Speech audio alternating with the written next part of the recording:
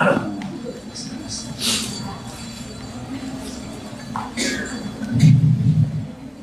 chào.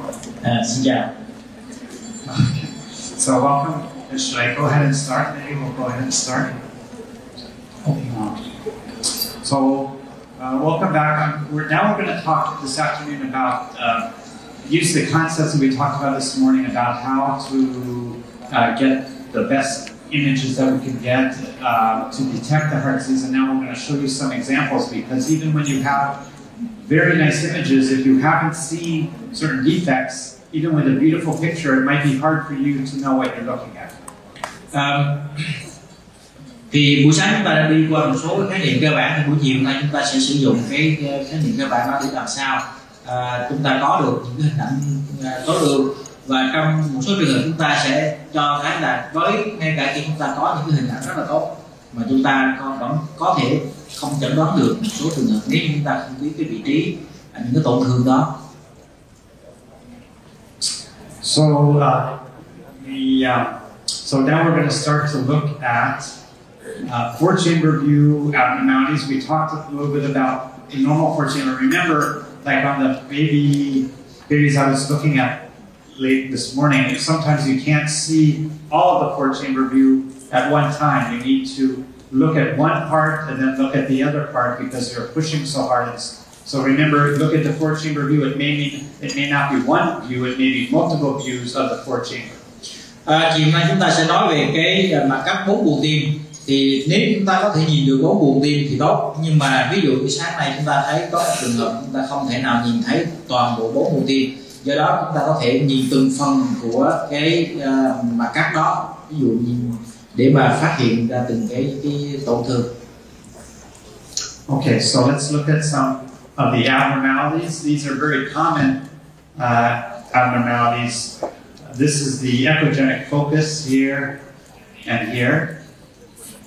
Một số cái tổn thương, cái bất thường trên mặt cắt 4 buồng chúng ta có thể thấy đây là rất là thường gặp. Ví dụ như chúng thấy cái điểm tăng âm đơn độc ở trong cái buồng tim. So these of course very common and very benign, not associated with heart disease, and they just go away on their own. Cái tổn thương này rất là thường gặp và nó không có liên quan tới những cái bất thường về mặt tim bẩm sinh, và đa phần thì nó biến mất.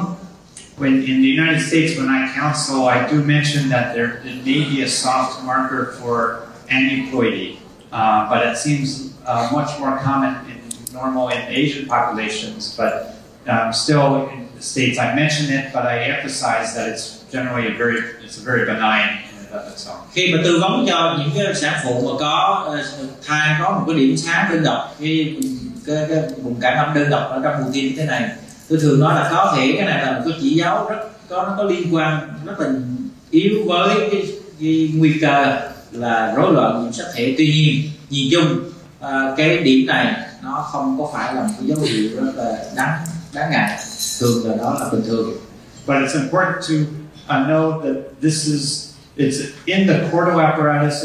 It's floating. It's not in the septum. It's not in the valve. It's not fixed. It has to be floating in the chordal. If it's in the septum, it may be something else like a rhabdomyoma. If it's up in the crux, it may be something else like inflammatory process with anti-SSA antibodies. So it needs to be isolated like in the chordal apparatus. Nhưng mà chúng ta phải nhớ là nếu cái vùng cản âm tăng âm đơn độc này nó phải nằm ở trong lòng cái buồng tim á, và nó phải di động như thế này thì nó mới là đa phần là bình thường. Còn nếu như một cái điểm sáng nó nằm ở trong cái vách hoặc là ở van á, thì có thể nó là dấu hiệu của một cái, ví dụ như ở trong cơ như thế này, thì đó có thể là do u cơ vân hoặc là nó bị một cái tổn thương nào đó, chẳng hạn như là cái kháng thể kháng kháng thể kháng là nhân của mẹ, nó làm gây nên tổn cái tình trạng mà gây viêm ở cái thai.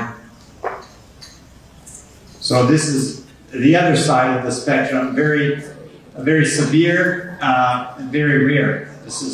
This is ectopia cordis, of course, outside of the chest, and this is the baby after birth. This is very serious. This is the other side of the spectrum. I'm going to be talking about. So this is clearly abnormal four chamber. Now I'm going to be talking about the more common types of four chamber abnormalities. Như vậy là cái ở một cực thì chỉ là cái điểm tăng âm rất là tính. Ở một cực khác thì trên mặt cắt cuốn buồng chúng ta cũng có thể phát hiện được một cái tim nó bất thường, tim nó hoàn toàn lạc chỗ và nằm ngoài lồng ngực luôn. Thì ở giữa đó là một phổ rất nhiều cái bệnh lý khác nhau mà chúng ta sẽ nói trong cái bài này. So we're going to go over all these abnormalities with you one by one, and we'll start with the inlet or muscular ventricular septal defect. These are so common. Chúng ta sẽ đi tất cả những cái tổn thương này. Đầu tiên chúng ta sẽ nói về cái thông liên thất ở phần cơ hoặc là phần buồng nhận. So this I showed you before this morning. It's the angle you need to be perpendicular, and sometimes you need color, but these are very common defects.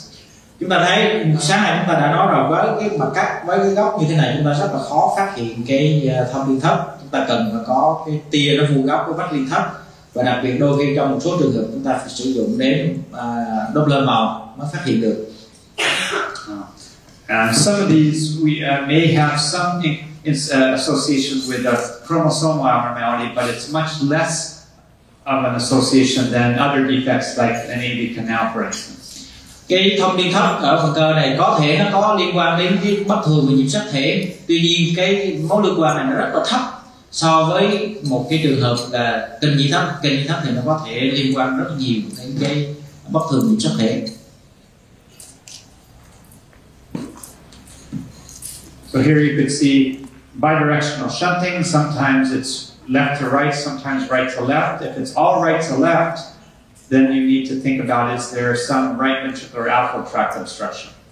Ở cái lỗ thông liên thất này chúng ta thấy cái luồng sinh nó đi hai chiều, lúc thì phải qua trái, lúc trái qua phải, thì nó là bình thường. Trong trường hợp nếu như có lỗ thông liên thất này mà toàn bộ cái luồng sinh nó đi từ phải qua trái hết, thì có nghĩa là ở cái thất này nó tăng áp rất là nhiều, có thể là do hẹp hoặc là nó tắc nghẽn cái đường thoát của thất phải.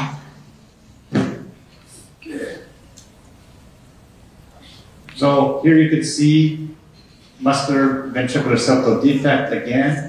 This one's quite big, and here's another one that's a little bit small. Đây là hai cái ví dụ của thông liên thất ở đây. Một cái là thông liên thất phần cơ rất là lớn, còn ngược lại đây cũng thông liên thất phần cơ nhưng rất là nhỏ.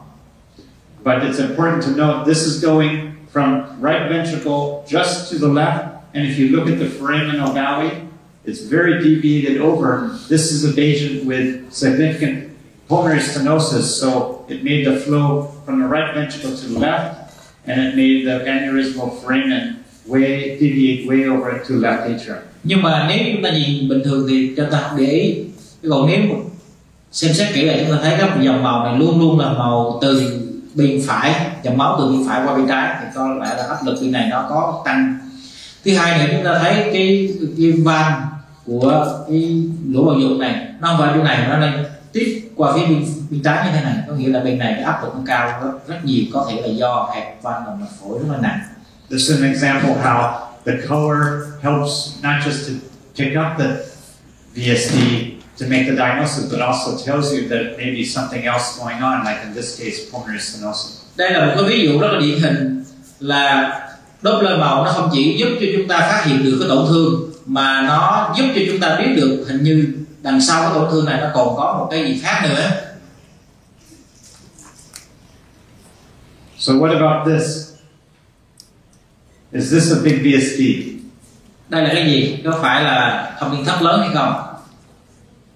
It looks like a VSD, but it's not the VSD. This, if you look, this is shadow. You see the shadow? This is from artifact, shadowing from the rib cage all the way down. So I moved to a different position and it went away. Nếu chúng ta chỉ tập trung vào đây thôi thì mình nghĩ là có thể đây là thông liên thất. Nhưng nếu chúng ta nhìn xuống này một xíu nữa thì cho thấy cái màu sẫm màu nó đi dọc của chiều dài, và chúng ta ngược lên đây ta thấy là cái xương sườn ở đây, và đây là cái bóng lưng của cái xương sườn đó. Và khi chúng ta xoay đổi cái đầu dò cái góc thì chúng ta sẽ thấy cái phần này nó không có bị như là một độ thông liên thất nữa. The angle of acquisition was good, but this artifact created a problem, and we needed to move to a different position. Chính vì vậy mà cái mặt cắt này chúng ta thấy cái tia thì nó vuông góc với cái vách, nhưng mà nó là bị cái bóng lưng, do đó chúng ta phải xoay qua cái góc độ khác để phát hiện là cái này có thực sự là thông minh thất hay là chỉ là cái bóng mờ. Now this is just to show you, this is the inlet septum, because you're seeing two inlets and the crux. This is inlet. This is outlet because we're seeing the aortic valve and we're not seeing both inlets. Chúng ta thấy đây là cái vách liên thất có vùng buồng nhận, bởi vì chúng ta thấy cả hai lá van và thấy được cái thân trái của tim ở đây, nghĩa là nó khá là ở phía sau. Còn ở đây chúng ta nghĩ đây là cái phần đường thoát, cái phần màng hoặc là phần phễu, bởi vì chúng ta thấy được cái đường thoát của thất trái, tức là cái động mạch chủ nằm đây. Nên hai cái phần này nó khác nhau. And some of you may have seen there's a VSD here. It's a membranous VSD right here.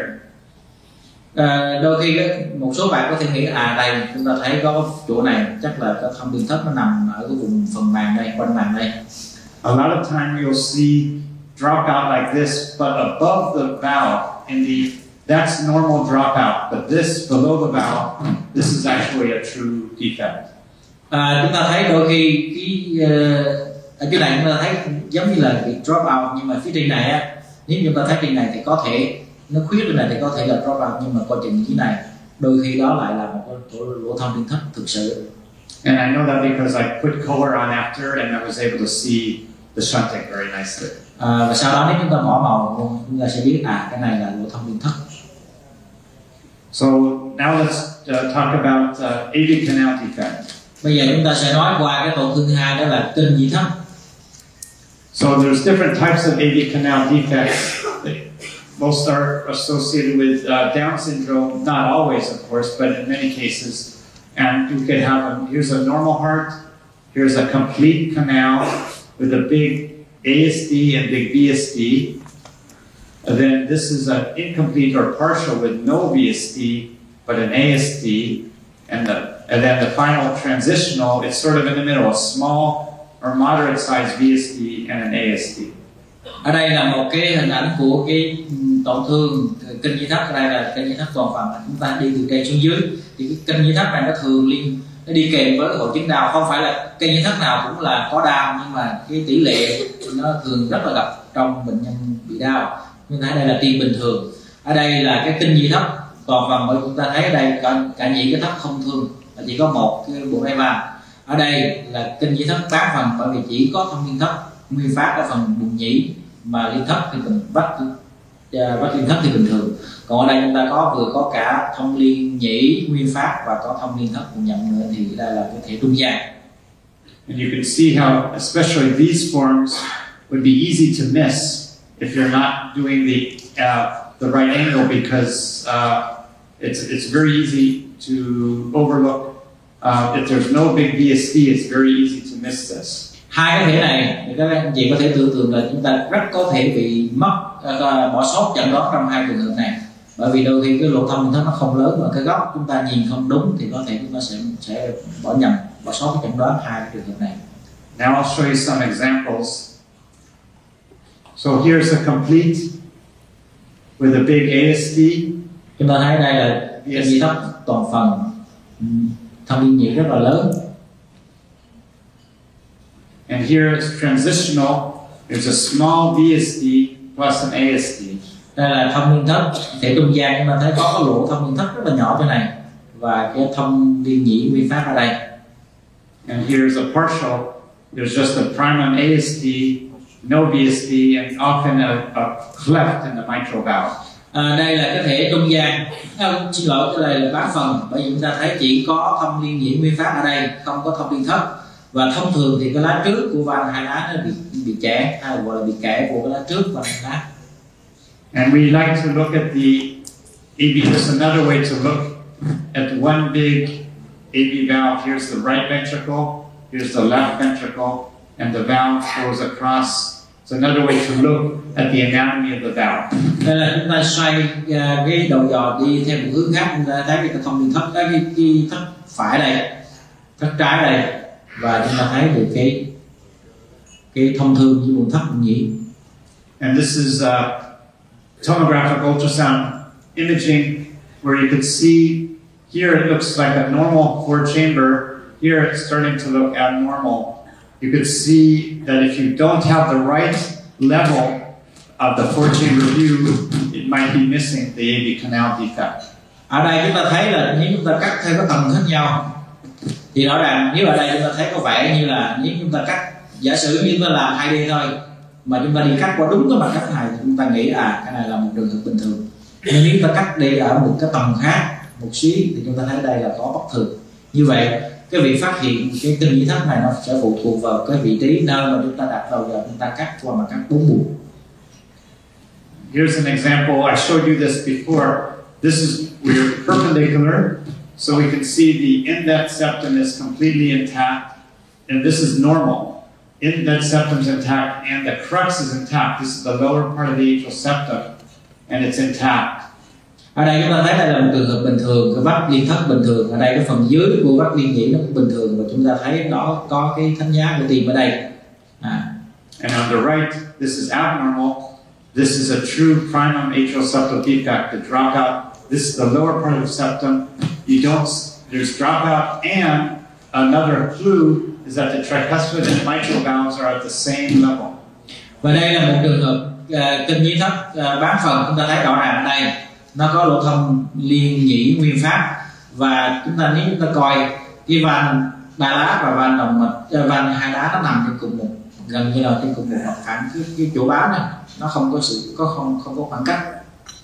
Now sometimes you need to be careful. You could look at the normal heart and you might think that there's a primum atrial septal defect. And that's when you have a dilated coronary sinus, usually because of an LSVC. But here's the coronary sinus is dilated, so it looks like maybe a primum ASD. Nhưng mà chẩn đoán cái kinh nhĩ thất thì bán phần chúng ta phải lưu ý, bởi vì đôi khi chúng ta nhầm. Trong một số trường hợp nếu như có tồn tại tĩnh mạch chủ tay trái nó đổ vào cái xoang vành, nó làm xoang vành giãn rộng ra, và nếu như chúng ta cắt mà cắt đi qua cái xoang vành chỗ này thì ở đây nó có khoảng trống, và chúng ta cứ nghĩ cái khoảng trống này là do cái lỗ thông liên nhĩ nguyên phát, nhưng mà thực sự đây không phải, đây là cái xoang vành, lỗ đổ của xoang vành vào đây. But here, for instance, this one, you could see the coronary sinus looks like a big primum, and then we come back up to the four chamber view, and then it looks like a circle. Chúng ta thấy ở đây cái mà cắt này chúng ta thấy rõ ràng là cái xoang vành bị giãn rộng ra. Nếu chúng ta nhìn phía sau đó chúng ta thấy rất là giống như là cái thông liên nhĩ nguyên phát, nhưng mà nếu chúng ta đưa cao lên một xí quét ra phía trước thì chúng ta thấy nó giống như bình thường. But the trick is, if you know you're not at the right level, if when you think there's an ASD, look to see if the mitral valve is opening. See, there's no mitral valve here, but there is a mitral valve. It's the same patient. So this is a clue that you need to come up a little bit to get to the true four chamber view. Nhưng mà khi chúng ta thấy cái này, để mà phân biệt giữa cái thông liên nhĩ nguyên phát với lại cái xoang vành bị giãn, thì chúng ta thấy chỗ này có một cái khuyết. Nhưng mà nhìn vào van hai lá thì hầu như chúng ta đã cắt ở phía sau van hai lá, chúng ta chỉ đụng vào cái vòng van thôi, mà chúng ta không thấy cái van nó đâu hết. Chỉ khi nào chúng ta đưa ra phía trước một xíu, khi chúng ta thấy được cái van hai lá rất là rõ mà nó còn cái này thì coi chừng lúc đó chúng ta cắt đúng cái vị trí, và lúc đó chúng ta mới có quyền chẩn đoán đó là cái kinh nhĩ thất bán phần. So this is just a schematic showing the same thing. If you're a little inferior towards the feet, the coronary sinus looks like this, looks like mitral atresia with a primum ASD, but then you come up, and now the coronary sinus is dilated, you see the mitral valve, and you see the crux is intact. Đây là cái sơ đồ để giải thích cho chúng ta thấy rõ. Nếu chúng ta quét ở phần phía sau tim, bởi vì cái xoang vành nó nằm phía sau cùng, sau dưới, thì nếu như chúng ta quét ra phía đây, chúng ta thấy chỗ này có vẻ khuyết, nhưng mà lúc đó chúng ta thấy cái van này có vẻ như là này là thiểu sản van hai lá hay sao đó. Nhưng mà rõ ràng chúng ta có thể đưa ra cái đầu dò ra, quét đầu dò ra phía trước xí vào đúng cái mặt cắt trưởng của bóng buồng tim, thì chúng ta thấy lúc này cái này nó sẽ trở lại cái hình tròn ở đây, và chúng ta biết đây là cái xoang vành nó giãn, và lúc đó chúng ta thấy cái van hai lá nó đóng mở một cách bình thường. Nó không phải là cái thiểu sản van hai lá, mà cũng không phải là thông liên nhĩ nguyên phát. So this is a transitional canal. You can see the primum ASD. You can see that there's probably a small VSD right here. Ở đây là cái thể thông niên kinh nhĩ thất thể trung gian và thể kiến tiếp. Chúng ta thấy ở đây là có một cái thông niên nhĩ nguyên phát, và ở đây rất là nhỏ chỗ này, đó là cái lỗ thông niên thất phần buồng nhận ở đây. Đó. And here's other pictures of a transitional AV canal. You could see small VSD on the left. There's a little bit of shunting. Ở đây chúng ta thấy có thông niên nhĩ nguyên phát, có cái lỗ thông niên thất ở đây, và đây chỗ phần màng đây. So now let's switch gears and talk a little bit about mitral valve stenosis or mitral atresia or hypoplastic left heart syndrome. Và cũng trên mặt các phút buồng này chúng ta có thể phát hiện được cái tình trạng hẹp van động mạch chủ, hoặc là teo van động mạch chủ, hoặc là cái hội chứng tim trái thủy sản. So hypoplastic left heart syndrome, when you have a very small left heart and a very small aorta, can be caused by many different things. It can be a primary problem with the ventricle. It could be a primary problem with the mitral valve, a problem with the aortic valve, or just part of a genetic syndrome. Thì chúng ta thấy đây là cái mặt cắt để cái hình sơ đồ để minh họa cái một trường hợp hội chứng tim trái thủy sản. Chúng ta thấy cái tim trái thủy sản thì cái thất trái rất là nhỏ, là mạch chủ rất là nhỏ. Nó có thể do nguyên nhân thứ nhất là do nguyên nhân nội tại, nguyên phát của cái buồng thất này nó làm cho cái buồng thất này nó nhỏ, nó không phát triển được, nên nó sẽ gây nhỏ toàn bộ cái phần sau đó. Hoặc có thể là nó do cái van hai lá thủy sản, máu nó không về đây được cho nên nó không ra đây được, do đó nó cũng nhỏ. Hoặc là do ở phần sau đó cái van động mạch chủ nó quá nhỏ, hoặc là nó teo hoàn toàn, hoặc là có thể là nó nằm trong một cái hội chứng về di truyền nào đó. But if at 20 weeks, if everything looks normal at 20 weeks, the baby is not going to develop hypoplastic left heart. But you want to make sure that you see the mitral valve and the aortic valve and left ventricle functioning well, even at 18 or 20 weeks. If there's significant mitral valve or aortic valve disease, it can develop into hypoplastic left heart. Thì nếu như chúng ta thấy ở khoảng 20 tuần mà chúng ta thấy cái van hai lá, cái buồng kích thước buồng thất trái hoặc là động mạch chủ nó bình thường, thì sau đó nó sẽ không xuất hiện cái tình trạng hội chứng tim trái thủy sản. Tuy nhiên nếu chúng ta thấy có bệnh lý về van hai lá, bệnh lý hoặc là của thất hoặc là của động mạch chủ, thì coi chừng sau này nó sẽ xuất hiện cái hội chứng tim trái thủy sản. So here's some examples. So you see this is mitral stenosis, a small mitral valve, it's not opening well, and a small left ventricle. And over here you can see, looks like mitral atresia, it's not opening up at all, left ventricle is very small. Đây là hai cái ví dụ chúng ta thấy ở đây. Cái van hai lá nó rất là nhỏ, nó mở rất là hạn chế, nó hẹp van hai lá, chính vì vậy mà nó làm cho cái thất trái nó rất là nhỏ, và nếu sau đó chúng ta thấy động mạch chủ nhỏ. Còn ở đây một ví dụ khác chúng ta thấy hầu như chỗ này là cái van hai lá nó bất sản luôn, và cái thất trái này nó cũng cực kỳ nhỏ. And here's a case of mitral atresia. There's very little left ventricle at all, and this is the atrial septum. This is severe hypoplastic left heart. Ở đây chúng ta thấy cái van hai lá nó gần như là nó không có van hai lá, và cái lòng thất trái nó hoàn toàn không có. Chính vì vậy mà cái vách liên nhĩ nó lại bị đẩy lệch ngược về phía bên phải chứ không phải qua bên trái nữa. And here's the case of aortic stenosis. This is a very small left ventricle with endocardial fibroelastosis with the aortic stenosis. So then this is how it evolves in some cases into a very dilated left ventricle, all secondary to aortic stenosis. Ở đây chúng ta thấy cái thất trái này nó rất là nhỏ, và trong cái trường hợp mà bị sơ hóa của cái lớp nội mạc của cái buồng thất trái này, cho nên cái buồng thất trái này nó không phát triển, do đó cái phần khác, cái phần động mạch chủ nó không phát triển. Ngược lại ở đây chúng ta thấy cái thất trái này rất là dạng lớn, nhưng mà chúng ta khảo sát cái van động mạch chủ thì van động mạch chủ nó rất là hẹp. Chính bởi vì van động mạch chủ nó hẹp, nó nhỏ vậy cho nên nó làm có thể nó làm phì đại và để giãn cái thất trái. Hai cái biểu hiện khác nhau, một bên thất trái nhỏ, một bên thất trái lớn. Now, some cases of severe aortic stenosis progress into hypoplastic left heart, and some do not, and we'll talk more about that on my next talk. Trong cái bài sau thì chúng ta nói về cái hẹp van động mạch chủ, rõ ràng để chúng ta biết được là đôi khi trong một số trường hợp cái hẹp van động mạch chủ nó làm cái thất trái nó nhỏ, hoặc là nó làm gây nên cái hội chứng tim trái thủy sản, nhưng mà trong một số trường hợp thì nó không gây nên hội chứng tim trái thủy sản trong cái phần sau.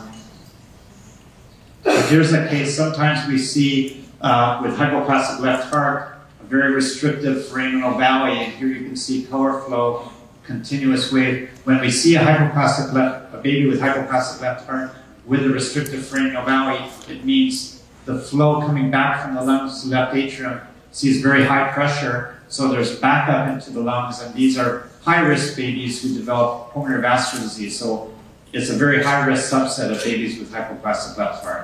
Ở đây chúng ta thấy một trường hợp tê văn hai lá.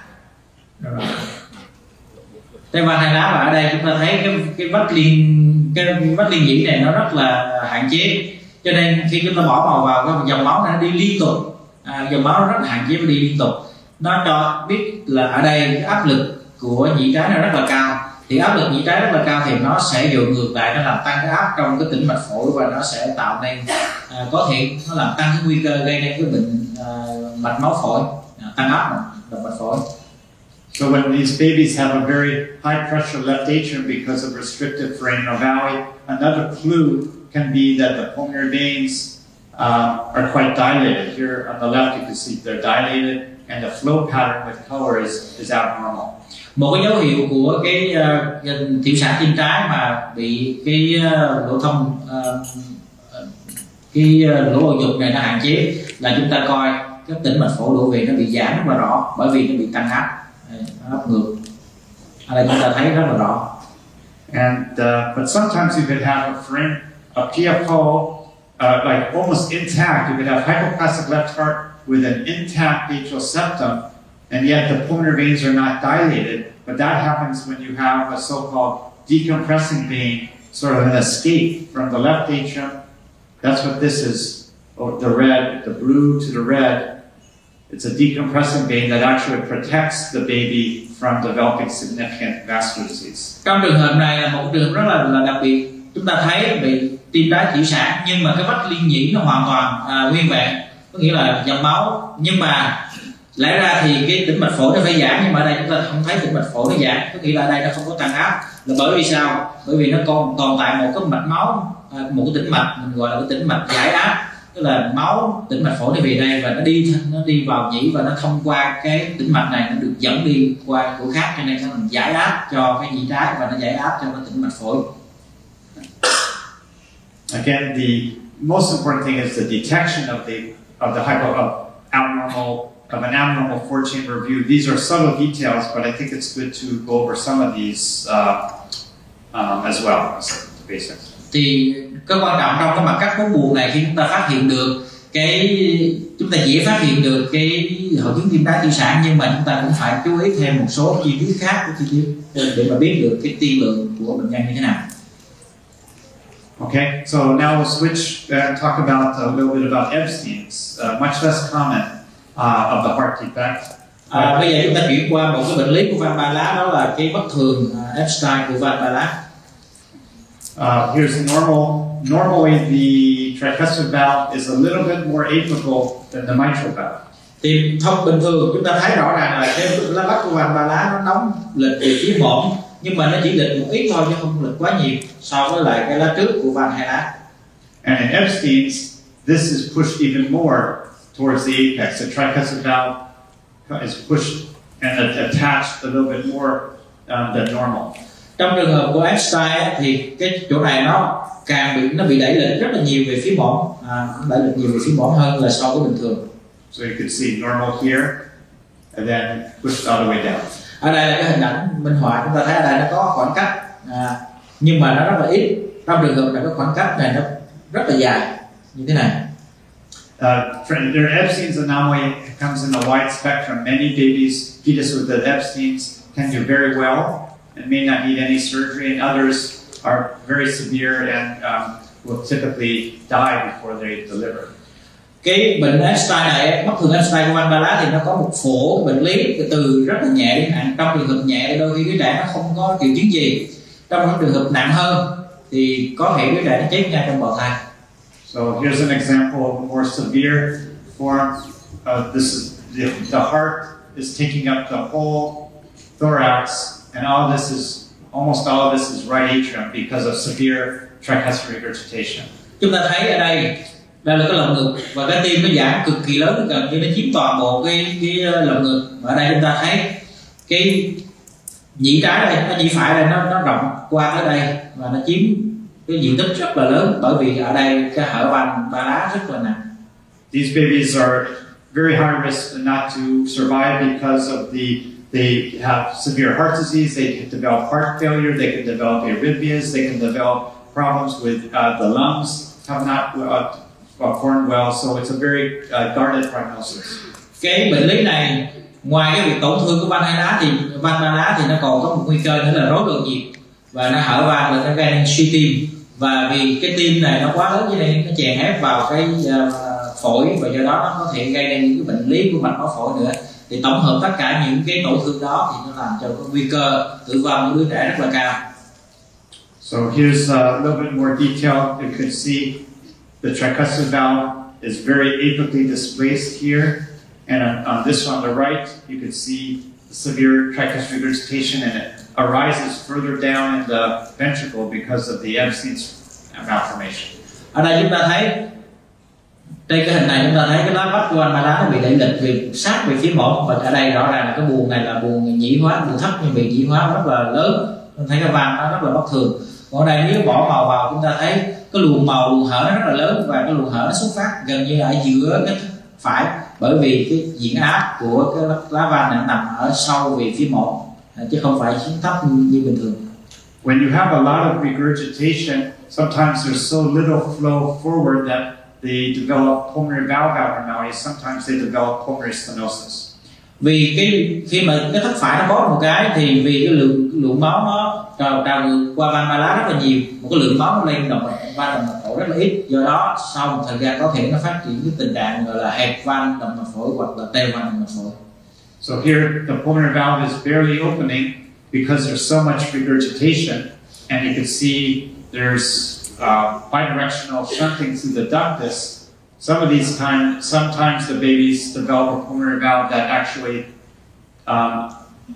can start to open better after the baby's born. Babies can actually get better, but many of these babies are ductal dependent when they're born. Chúng ta thấy ở đây là cái van ba lá đóng bên này, cái thất phải rất là nhỏ, và bởi vì cái thất phải đã nhỏ và nó bơm máu một cái là lượng máu nó tụt về phía này, cho nên có lượng máu đi qua cái van động mạch phổi rất là ít, do đó nó gây hẹp van động mạch phổi. Và nếu bỏ màu vào chúng ta thấy qua cái ống động mạch này, cái luồng sinh đi qua ống động mạch là hai chiều. Okay, so now let's turn to tricuspid atresia. Chúng ta chuyển qua một thứ nữa là cái teo van ba lá. This is just a case. You could see the mitral valve is well formed, but the tricuspid valve is atretic. Here's without color, and here's with color. Chúng ta thấy ở đây là cái thất trái với là cái van hai lá nó rất là tốt. Còn ở phía bên này cái van ba lá nó teo hoàn toàn. Và ở đây khi chúng ta bỏ màu là chúng ta thấy rất rõ ràng, màu đi phía bên này không có phía bên này. Now, if the pulmonary artery comes off the right ventricle, then the bigger the VSD, often these babies have a ventricular septal defect, like right here. The bigger the VSD, the better formed the pulmonary valve will be. So in tricuspid atresia, we like there to be a big VSD. Thì trong trường hợp này chúng ta thấy cái lỗ thông biên thất này rất là lớn, thì cái lượng máu mà đi vào cái động mạch phổi đó nó sẽ phụ thuộc vào cái lượng máu đi qua qua cái thất phải.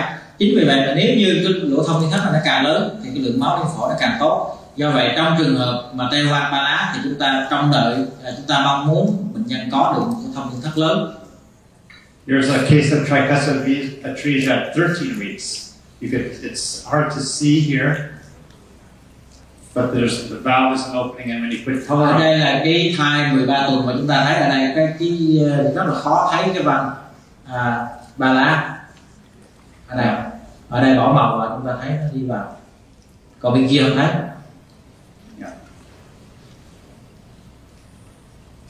So now we'll move to double inlet left ventricle. Bây giờ chúng ta đi vào cái thất trái hai đường vào. This is not a very common defect, but the bottom line is in both these cases you can see two inflows into the single left ventricle. This one's on the right, a little bit easier to see. Two inflows both into the left ventricle. Chúng ta thấy đây là một trường hợp cũng có thể coi như là một tim một thất, nhưng mà thấy còn hai cái lá van nhĩ thất, van 3 lá và 2 lá đi đổ vào buồng thất, chính là buồng thất trái. Ở đây nhìn rõ hơn đó, cái van, hai cái lá van này nó đổ vào buồng thất, đây là buồng thất trái. And this particular, usually double in the left ventricle is associated with other abnormalities, mainly transposition of the great arteries and other various abnormalities of the heart. Thông thường thì cái thất trái hay đường bào nó thường bị gặp trong cái trường hợp gọi là cái chuyển bị động mạch mà gọi là cái quay theo cái chiều trái, nó không phải là chiều phải, xoay tim xoay theo chiều trái. Okay, let's talk about cardiomyopathy. Trên 4 buồng chúng ta cũng sẽ phát hiện được cái bệnh lý cơ tim. So here's a case of hypertrophic cardiomyopathy, probably the most common usually in diabetics. The mom has diabetes, the baby can't develop hypertrophic cardiomyopathy, or with Noonan syndrome, you get thickening, develop hypertrophic cardiomyopathy. Trên hình ảnh này chúng ta thấy cái cơ thất cái khối cơ thất nó rất là dày. Thì đây là một trường hợp bệnh tim phì đại, có thể đôi khi có tắc nghẽn, có thể là thường gặp ở người mẹ bị đái tháo đường kiểm soát không tốt, hoặc là nó nằm trong cái hội chứng Noonan. Here you can get cardiomyopathy as I showed you before with EFE secondary to aortic stenosis. Ở đây chúng ta có thể thấy là cái bệnh tim cơ tim giãn mà do cái van động mạch chủ nó hẹp rất là nặng. Or you can get cardiomyopathy that's a primary cardiomyopathy, like in this case, both ventricles are involved. There's severe regurgitation of the tricuspid valve in this case. Hoặc là chúng ta thấy có thể là gặp trong cái bệnh cơ tim giãn mà nguyên phát do tổn thương chính của cơ tim này. Ở đây chúng ta thấy cả thất trái lẫn thất phải đều giãn, và chúng ta thấy ở đây cái bỏ màu vào chúng ta thấy cái hở van rất là nặng. And you can see the heart is markedly enlarged. Và cái diện tích cơ tim trên cái lồng ngực chúng ta thấy cái tim rất là lớn.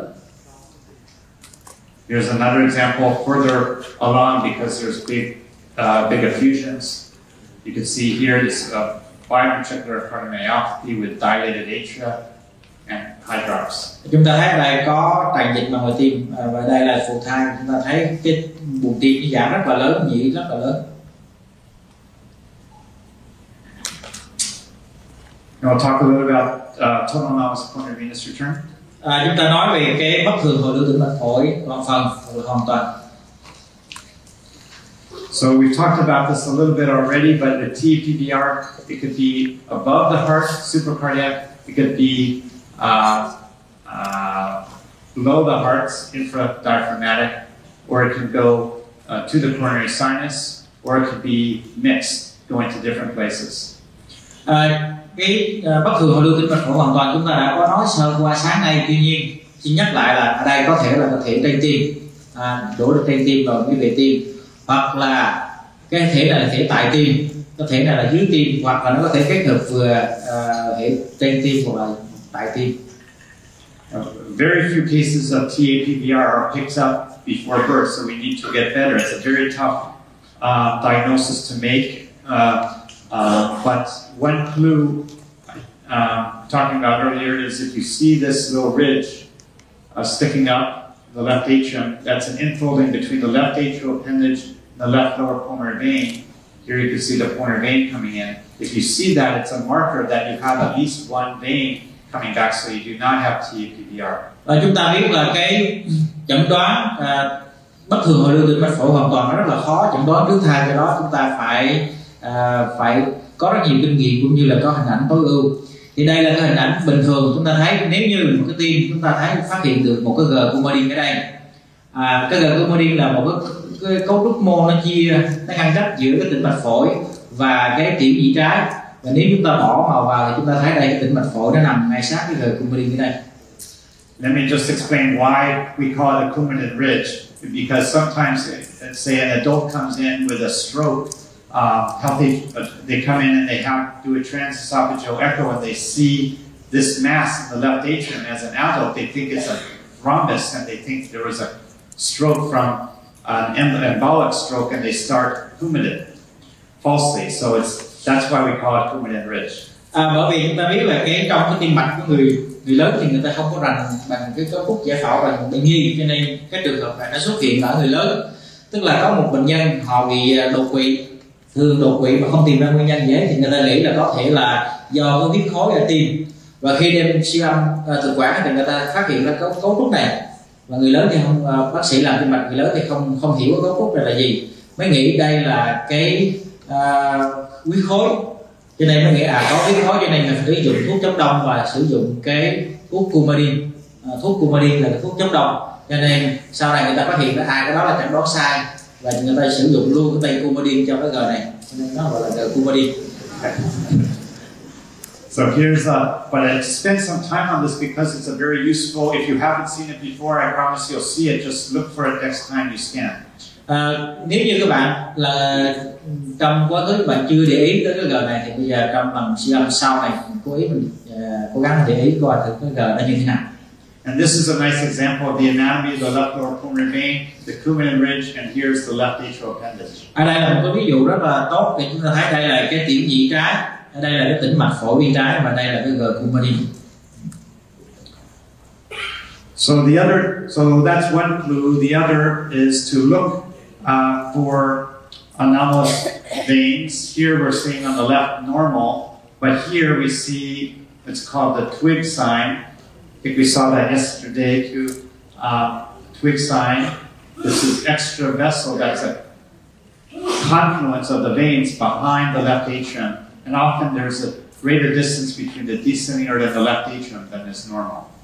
Như ở đây chúng ta thấy giải thích rồi, phía sau của cái nhị trái này nó sẽ không có một cấu trúc gì giữa cấu trúc cái động mạch trụ xuống với lại cái nhị trái ở đây là bình thường. Còn trong trường hợp đây chúng ta thấy giữa cái động mạch trụ xuống với lại cái nhị trái nó có một cái dấu hiệu gọi là twist sign, thì ở đây có thể đây là cái hợp lưu của cái tĩnh mạch phổi bất thường. Đó, đây là cái dấu bất thường. And you can see, of course, this is in the context of heterotaxy. You can see very abnormal heart. Nếu chúng ta nhìn vào trong tim thì chúng ta thấy đây là cái dấu hiệu rất là nghi ngờ của cái hội chứng đồng phân nhĩ với đi kèm với là bất thường hội lưu tĩnh mạch phổi hoàn toàn.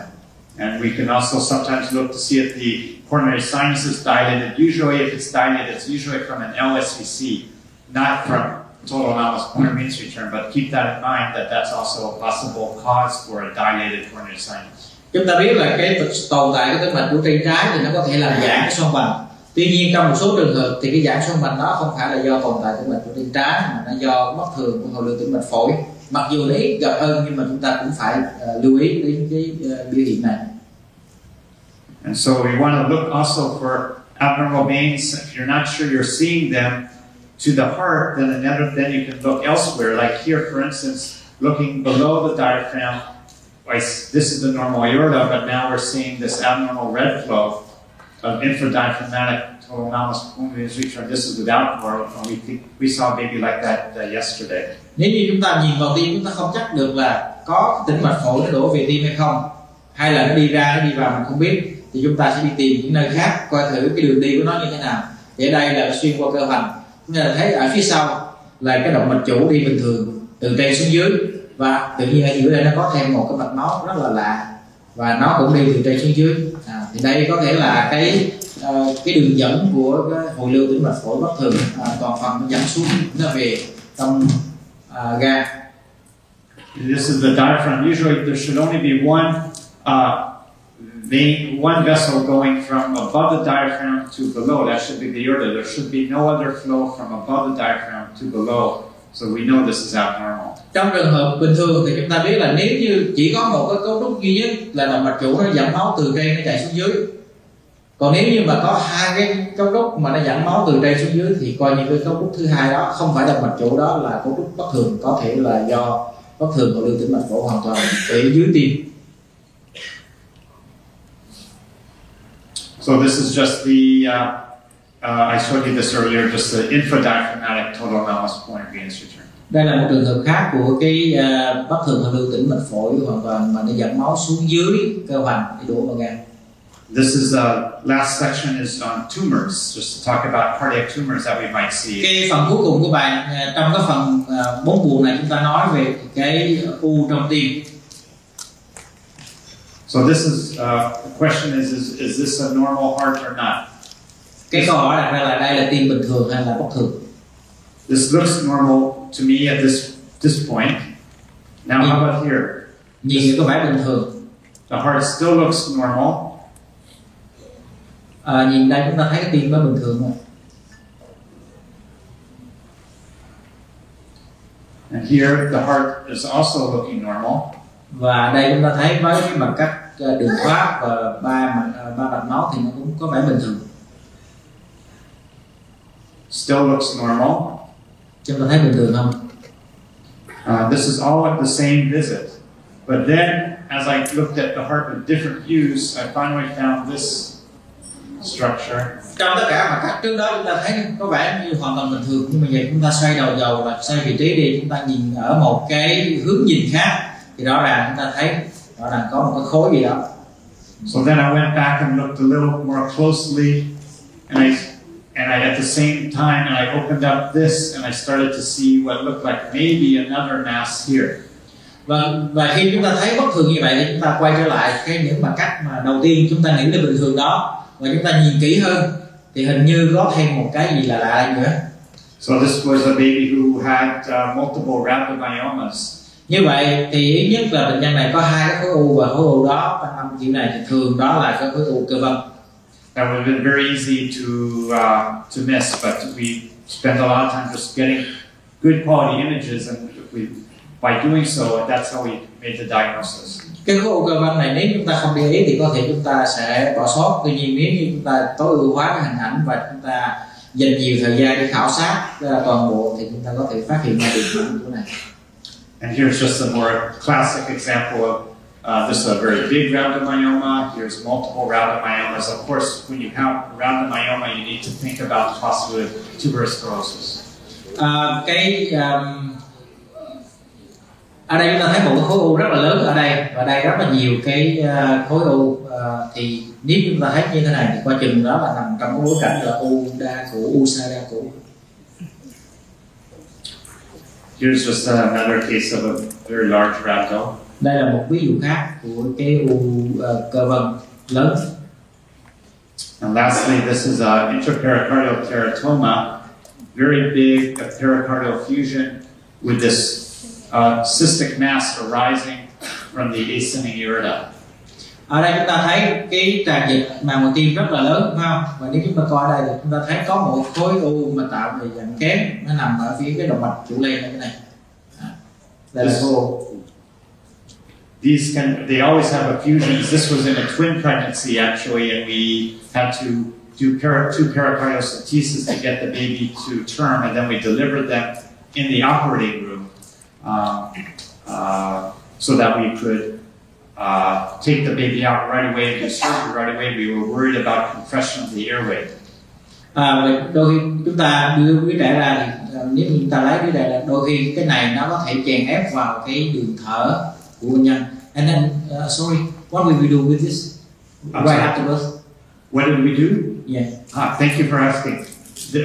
I'm going to show you what the surgeon did right after the baby was born. So here's, thank you. So here's we delivered the baby in the operating room. This is the surgeon opening up the pericardium and resecting it from the ascending aorta. Ở đây chúng ta thấy là ngay lập tức chúng ta biết có thể nó chèn ép đường thở, cho nên ngay lập tức ngay trong phòng mổ, phòng sinh thì chúng ta chuẩn bị mổ luôn và mở ngực ra như thế này, chúng ta thấy cái khối u đó. So this shows very big, and we were worried about the lungs being underdeveloped. We were worried about airway compression, lots of it, but everything went really well because we knew about the diagnosis. We delivered right there, and actually the child is now has graduated college, has a girlfriend, and doing very well, and his brother is doing well. So it impacted the whole family by making the diagnosis before birth. Cái này thì khi mà chúng ta thấy cái khối u rất là lớn như vậy, chúng ta nghĩ là có thể nó sẽ chèn ép vào đường thở, nó chèn ép vào cái khối cái mô của phổi bên dưới, nó làm dịu sàn phổi. Nhưng mà chúng ta phát hiện sớm và chúng ta mổ ngay lập tức, và đứa trẻ lớn lên rất là tốt, nó thành cảnh sát, bây giờ có girlfriend rồi. So just my final slide. So the 4-chamber view defects are still commonly being missed. Đây thì chúng ta thấy một số cái khiếm khuyết mà nó nằm trên cái mặt cắt bốn buồng, nó hiện diện, nhưng mà đôi khi nếu chúng ta không chú ý thì chúng ta vẫn có thể bỏ sót. But remember, the 4-chamber view is only just a starting point. You might have multiple 4-chamber clips looking at different parts of the 4-chamber. Cái mặt cắt bốn buồng nó chỉ là một cái bước khởi đầu thôi. Cái vấn đề quan trọng là chúng ta phải quét làm video và chúng ta phải khảo sát lên nhiều cái góc độ khác nhau. And we the current guidelines, as we talked about earlier, they're not good enough because we need greater focus on image quality, clips and sweeps, angles of acquisition, colorful Doppler, and using 2 hands. Cái hướng dẫn hiện nay thì nó không có đầy đủ, do đó chúng ta cần phải tập trung nhiều hơn nữa vào một số các việc sau đây. Thứ nhất là chúng ta làm tối ưu hóa chất lượng hình ảnh, thứ hai là sử dụng cái quay video và quét, thay đổi cái góc khảo sát, sử dụng đốt lên màu và dùng 2 tay. Now, maybe people are, this is not easy to do sometimes, so you just try to do, if you're not doing all this already, just try to do one thing a little bit better, and you'll gradually feel more and more comfortable with evaluating that. Thì thực sự bắt đầu nếu chúng ta chưa quen thì chúng ta sẽ cố gắng làm từng bước một là lần chúng ta sẽ cảm thấy là rất thoải mái với những cái hướng dẫn ở trên. Cảm ơn.